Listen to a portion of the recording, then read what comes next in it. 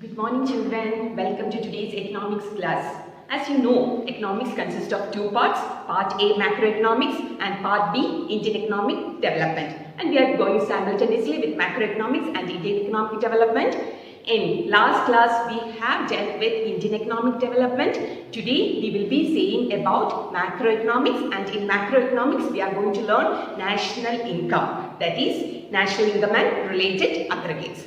Welcome to my class. So, today's lesson, national income and related aggregates.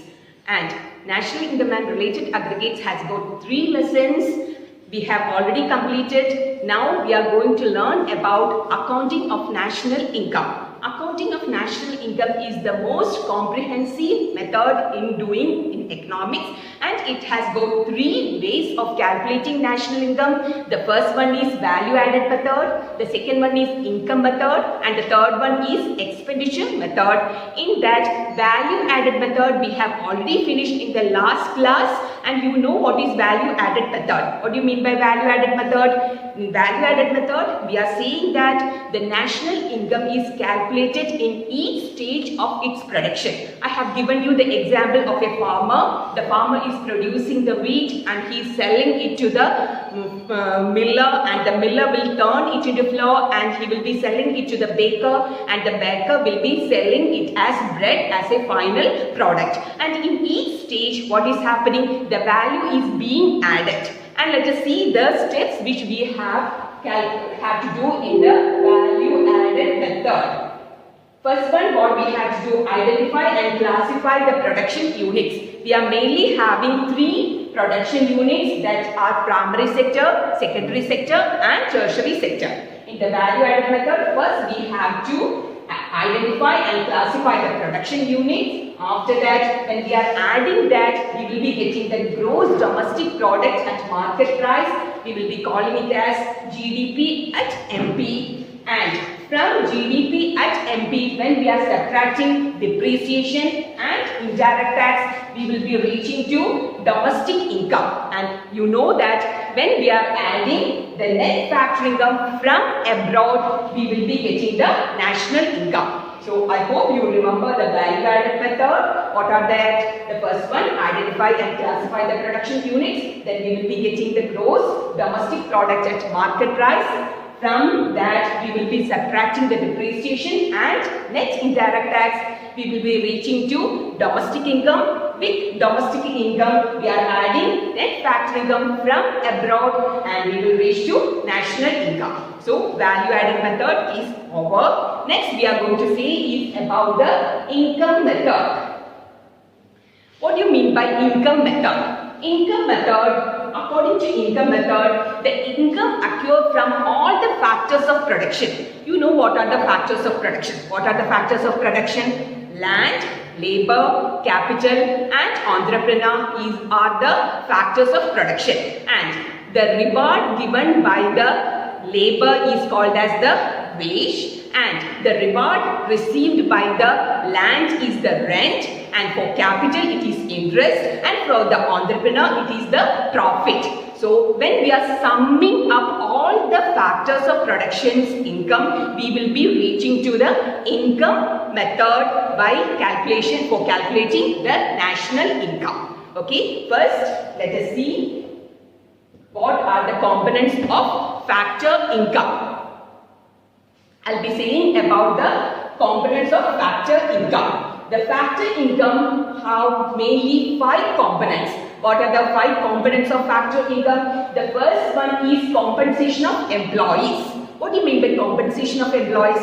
Look, I am working in this school and the management is paying me salary. That salary is considered as the compensation of employee.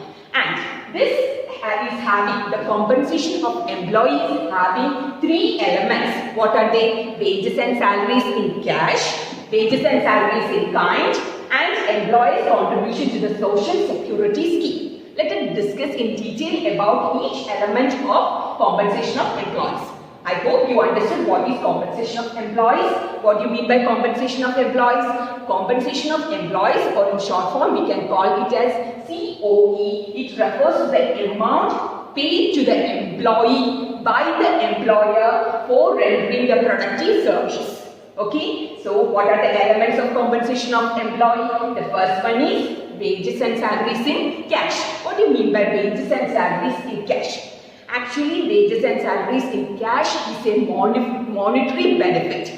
As I told you, I am working over here, so I will be getting the salary, or some of them will be getting the wage, and there is also commission, or there is also some bonus or something will be received by the employee. If you are receiving the amount in the form of cash, that can be called as what? That can be called as wages and salaries in cash. Is it clear? So we are discussing about compensation of employees. In compensation of employees, we are having three elements. The first one is wages and salaries in cash. That is the monetary benefit received by the employee from the employer. The second one is wages and salaries in kind. This is a non-monetary benefit. That means, as I told you, I am working over here. Because I am working over here, the management is planning, because I am coming from a far off place. I cannot travel every day to come to school. What the management is planning? They are planning to take a house for me in rent. But the rent will not be paid by me. The rent will be paid by the management. In this time, what is not happening? The money is not getting directly in my hands. What they are doing? They are paying it as a rent. But again, what is happening? It is a part of my salary only, but I am receiving it in the form of kind. Okay, next, sometimes my daughter, if she is studying in this school, I don't have to pay fee for her. That is also what? Wages and salaries in kind. They are providing medical facility for me. That is also wages and salaries in kind. And if they are taking one car for me for my conveyance, that also I am getting only as far as I am working over here. So all these things we are saying it as what? Wages and salaries in kind. And the next one is employers' contribution to the social security schemes. Here it comes the Provident Fund. What do you mean by Provident Fund? Provident Fund means a fund which is created between the employer and employee. For example, in a month, I am paying 1,000 rupees for the Provident Fund. There will be a share. 500 will be paid by me and the 500 will be paid by the employer. That fund, why that fund is issued for that? It is issued for the benefit for the employers. So the employer's contribution to social security scheme is always for the benefit of the employees. There are another things like labor welfare fund, gratuity, etc. are also there in compensation of employees. So once more, the compensation of employees consists of three elements. What are they? Wages and salaries in cash, wages and salaries in kind, and employees' contribution to the social security scheme. So the second one, let us see. The second component of compensation of employee is rent and royalty. What do you mean by rent? If I am having a land or a building, from that land or building I will be receiving income. That income we are calling it as what? That income we are calling it as rent. So what do you mean by rent? Rent is that part of national income which arises from the ownership of land and building. So next one, royalty. Royalty refers to the income received for granting leasing right to subsoil asset. Here the particular word subsoil asset is very important. Here we are meaning that the subsoil assets, it can be mining of coal or oil, anything. If I am having a particular area in which I could do the mining and I am giving that area for the lease and I will be receiving a particular income per month or year, that is called as what? That is called as royalty. So the second component of compensation of employees, rent and royalty. What was the first one? The first one was compensation of employees. Second one, rent and royalty. And the third one we are saying about interest. I'll tell you about interest. If I am planning to start a business and I need fund for that, that fund I am not having with me. So what I will be doing? I will be approaching a bank or any authorized sector. Then I will be taking that amount and after taking that amount, a percentage of that, a percentage is given as interest from where I have taken the fund. that is called as what? Interest. So what do you mean by interest? Interest refers to the amount received for lending fund to a production unit. If I am giving money for someone also, I will be taking a particular percentage as interest. And the next one is profit. The profit is the reward for the entrepreneur. That is an important thing. The profit is the reward for the entrepreneur. And here we are saying that it is the contribution. After, if I am running a business firm, after what all I have to do over there, I have to give the wages or salaries, rent, interest. Everything will be given to according to their factor service. After that, the amount which I am getting can be called as the profit. Did you understand? After giving for all the production units, I will be receiving an amount as will be in my hands, and that will be called as the profit. And this profit is used mainly for three purposes. What are they? They are used for the payment of corporate tax, dividend, and retained earnings. So I'll tell you each what you mean by corporate tax. Another word for corporate tax is profit tax. That means the tax which is paid to the government for the profit which an entrepreneur is having in his hands is called as what? Corporate tax. So that is why it is also called as what? It is called as the profit tax. Next one is dividend. Again, it can be called as what? Distributed profit. That means if it is not possible for me to run a business myself, so I am having some partners or shareholders. According to their share, I will be providing a part of the profit. That is called as what? That is called as dividend. That is why it is called as what? Distributed profit. The next one is retained earning. What do you mean by retained earning? This is also called as undistributed profit. What do you mean by undistributed profit? That means this profit will not be distributed for any purpose. The entrepreneur or the enterprise will be keeping it in hands. Why they are keeping it in their hands? For mainly for meeting the uncertainty. We always have to keep a certain ratio of money in our hands for meeting the uncertainty. That is called as what? Retained earning. But sometimes this money can be used for the expansion of the business also. So in profit, I told you the profit is the reward for the entrepreneur, and this profit is used for paying the corporate tax, dividend, and retained earnings. The next one is mixed income. It is the income generated by on-account workers, or another word we can say it as self-employees. What do you mean by self-employees?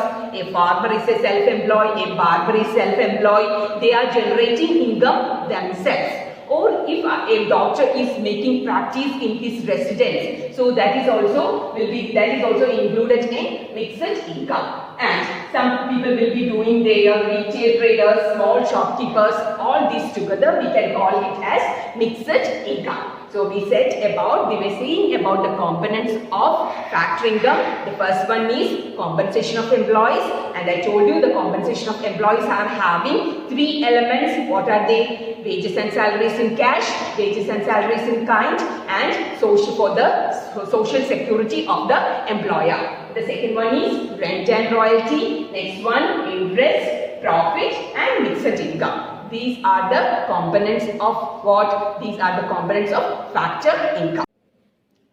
A new term we are going to learn is operating surplus. What is operating surplus? Operating surplus refers to the sum total of income from the property and income from the entrepreneurship. So from property we know what all we are getting. What all we are getting from the property? Rent, royalty, and interest we are getting from the property, and the entrepreneur is getting profit. When we are summing all the four together, we call it as operating surplus. Operating surplus is very important while you are calculating the national income. So remember the elements which are coming in operating surplus. What are they? Rent, royalty, interest, and profit are together. We call it as for operating surplus. So if in the case in the particulars of calculation of national income, they are giving operating surplus. At the same time, if they are giving interest also, what you don't have to take. Again, there is no need of taking the interest because the operating surplus is including what? The operating surplus is including interest also. So you will not take again the interest. So don't make such mistakes. Remember well what all things or what all elements are there in the operating surplus. Rent, royalty, interest and profit. Together we are calling it as what? We are calling it as the operating surplus. It can be asked for a 1-mark question also. What do you mean by operating surplus? What is operating surplus? It is the total income from the property. And from the property you will remember these 3. What are they? Rent, royalty and interest and the profit. This together we are calling it as the operating surplus. I hope so far is clear for you. Next we are coming to calculation of national income. First we have to see what all steps we have to follow when calculating the national income. The first step is identify and classify the production units. We know how many production units we are having. We are mainly having 3 production units. What are they? Primary, secondary and tertiary. We have to identify and classify the production units. That is what we have already discussed in the value added method also. Here also we have to identify and classify the production units. And I hope you remember the components of factory income. Then we will be estimate the factory income paid by each sector. That is, together we are saying it as compensation of employees, interest, rent and royalty, profit and mixed income. First, identify and classify the production units. Second one, we will be adding the components. When we are adding all the components, what we will be getting? We will be getting the domestic income. As usual, with domestic income, when we are adding net factory income from abroad, we will be receiving national income. So, is it clear? Very important. The steps for national income accounting. First, through income method, the first step is we have to identify and classify the production units. Second one, estimate the factory income paid by each sector. Then, calculate the domestic income. With domestic income, when we are adding the net factory income from abroad, we will be reaching to national income. Is it clear?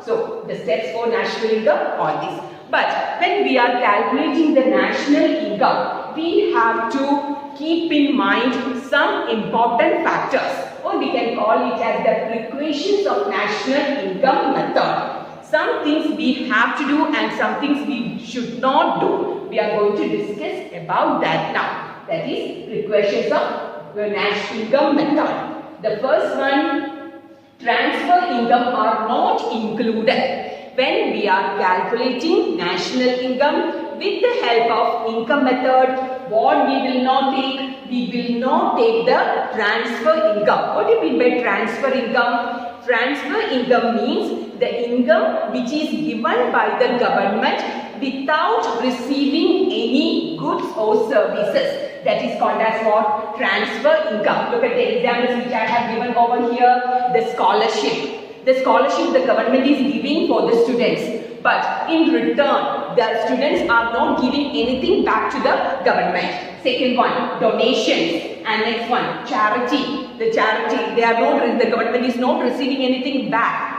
And old age pension, all these are coming under transfer income. So, when we are calculating national income with the help of income method, we will not take transfer income. Why? Because they are giving the transfer income without taking any services or goods. So, what is the first one? Transfer income are not included. The first precaution we have to keep in our mind while calculating national income is that transfer income will not be included. The second one is income from the sale of second-hand goods will not be included. The second-hand goods, That means any good which have brought in a second hand will not be, that amount will not. For example, I have brought one car from my friend for a particular amount, but that amount will not be added in the national income calculation. Why? Because in the first hand purchase, that amount is already included over there. Again, if we are doing that, what happens? It will become a double counting. Already you have learned about what is double counting. So if again we are adding that amount, what will happen? It will become a double counting. That is why the income from the sale of second hand goods will not be included. But at the same time, you can remember, for the second hand sale, any commission is given, for any brokerage fees is given, broker fees is given, that will be included. Next, we are saying about income from the sale of shares, bonds and debentures will not be included. Why? The shares, debentures or bonds are moving from one to another. Only paperwork is going over there. And there is no any transactions are taking place over there. Because of that, the sale of shares, bonds and debentures will also not included in the calculation of national income. Here also the commission or the broker fees will be included. Next one, windfall gains are not included. That means windfall gains, we can say it as a person has got lottery or any horse race, they are getting a lot of money. That money will also not included. Why it is not included? Because without doing any services or without any productive activity, they are receiving that money. So it will also not included in the calculation of national income. Next, we are saying about imputed value of services provided by the owners of the production unit will be included. First, you have to know what you mean by imputed value of services.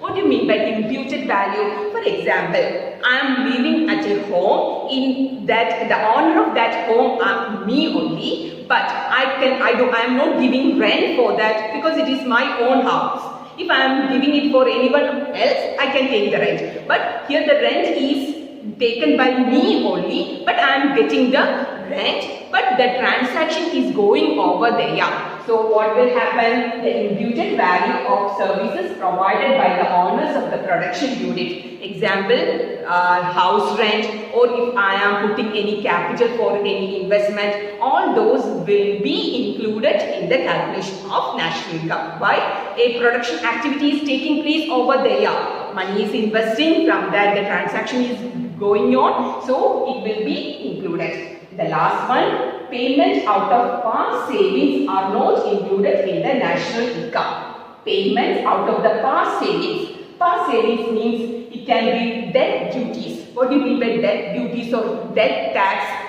If my grandfather is having a land and he has given that land to me, and for that I have to pay a amount, and a small amount should be paid for that, but it will not be included in what? It will not be included in the calculation of national income. Next, gift tax. Any person is giving me a particular amount as a gift, or a property is given, it is a part of a gift. Because I am not buying that, someone else is giving to me. So that will also not included. And interest tax. Interest tax means, what do you mean by interest tax? In bank I am having a particular amount of money. From that particular amount of money I am receiving an interest, and for that interest also I have to pay a tax. That is called as what? Interest tax. So all these we have to remember while doing the calculation of national income. First I told you that transfer income are not included. The second one, income from the sale of second hand goods will not be included. Next, income from the sale of shares, bonds and debentures will not be included. But the imputed value services provided by the owners of the production unit will be included. Again, windfall gains will not be included. And the last one is payment out of the past savings are also not included. I hope all these are clear for you. So we were saying about the equations of income method. So I hope you remember what did we say about income method, and we said about the components of income methods, and we said each components in detail. Then we said about the steps for the calculation of income, national income through income method, and lastly we said about the equations of income method. Now let us come to the solutions for that. So let us do some problems related to income method. Look, here the particulars are given and the rupees also given in crores. Now let us see how we have to calculate the national income with the help of income method. We know it is what all particulars are given over here: rent, royalty, interest, compensation of employees, profit and mixed income. It is a direct question, no need of any other calculations. We know all these are the components of factor income. When we are adding all these, we will directly reach to the national income. So that was a straight question. Rent plus royalty plus interest plus compensation of employees plus profit plus mixed income. We are getting the national income. That was the first and straight question. Let us come to the next one. Next one. Here we have to find out the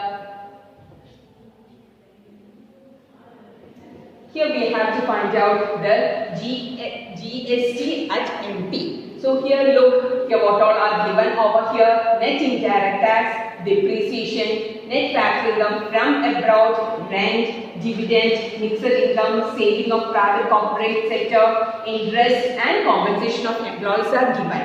So here we do not have to find out the national income. So the first one we will be taking is the rent, dividend, mixed income and net indirect tax will be added to that. Then net factor income from abroad will also be taken, and look here, dividend, it is coming in the profit. So will we take it or not? Yes, we will take, because another profit is not given over here.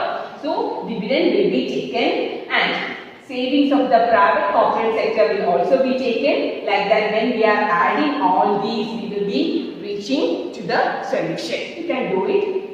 Next one. In the next question, we have given compensation of employees, wages in kind, indirect tax, gross domestic fixed capital formation, operating surplus, mixed income of self-employed, net factor income from abroad and net export are given as particulars. Look here, compensation of employees is given as 13,300. Again, they are giving it as wages in kind. When I told you that compensation of employees, they are having three elements: wages and salaries in cash, wages and salaries in kind, the second one. So again here what we will not do, we will not take the wages in kind, because it will already include in what? It will already include in the compensation of employees. So here first one, we will be taking the compensation of employees. Then operating surplus. Next one, we will be taking operating surplus, and as you know that we do not have to take indirect tax for the calculation of national income. So we are excluding what? We are excluding indirect tax. Next one, gross domestic fixed capital formation. This particular is also given just to make a confusion among you. So you will not take gross domestic fixed capital formation. Next one, operating surplus. You will take that operating surplus, and the next one is mixed income of self-employed and net factor income from abroad. Of course, we have to add with the domestic income, so we will be taking that, and net export also we will not take for the calculation of national income. So here what all we have to take: compensation of employees we will be taking, operating surplus, mixed income from self-employed, net factor income from abroad. Here we will not take wages in kind, the reason you know, and the next one, indirect taxes also we will not take, gross domestic capital formation will also be not taken, net export also. So like that we can calculate the national income with the help of income method. Next we are saying, here we have to calculate the national income with the given particulars: compensation of employees. Do we take that? Yes. Rent, of course, yes we will take. Then I am coming in the order: profit, interest, net factory income from abroad. Here depreciation will not be taken, and here wages and salaries also not taking because it is already included in the compensation of employees. So what all we will be taking over here? The compensation of employees, rent, net factory income from abroad, profit and interest, and depreciation will not be taken. Like that we can calculate national income. This is clear. I hope you know what is the reason that we did not take wages and salaries. Yes. Next one. Next we are going to calculate the operating surplus. Do you remember what is operating surplus? The operating surplus can consist of rent, royalty, interest and profit. How can we calculate the operating surplus? Operating surplus, for the calculation of operating surplus we are having different methods, and I already told you that according to the given particulars we will be calculating the operating surplus or the national income. Here the sales is given, always we will be doing sales minus intermediate consumption. Look here, sales minus intermediate consumption, and from that the compensation of employees will be subtracted. Then rent, interest, indirect tax, consumption of fixed capital. What do you mean by consumption of fixed capital? Consumption of fixed capital means depreciation. Consumption of fixed capital and fixed income. When we are subtracting from the sales, what we will be getting? We will be getting the operating surplus. Okay? And operating surplus, not only one formula we are having, different formulas we are having. According to the particulars given, we have to change the formula and find out the operating surplus. Next one. Here, look, only value of output is given. No sale is given, no intermediate consumption is given. So here only the value of output is given, and purchase of raw material, indirect tax and wages and salaries. Very simply we can do. How can we find out value of output minus purchase of raw materials minus net indirect tax minus wages and salaries? We will be getting the operating surplus. Here also, according to the particulars, the formula for the operating surplus will be changed. This class, while watching the video, write down the lecture notes and do the problems and send it to me, and have a good day. Thank you.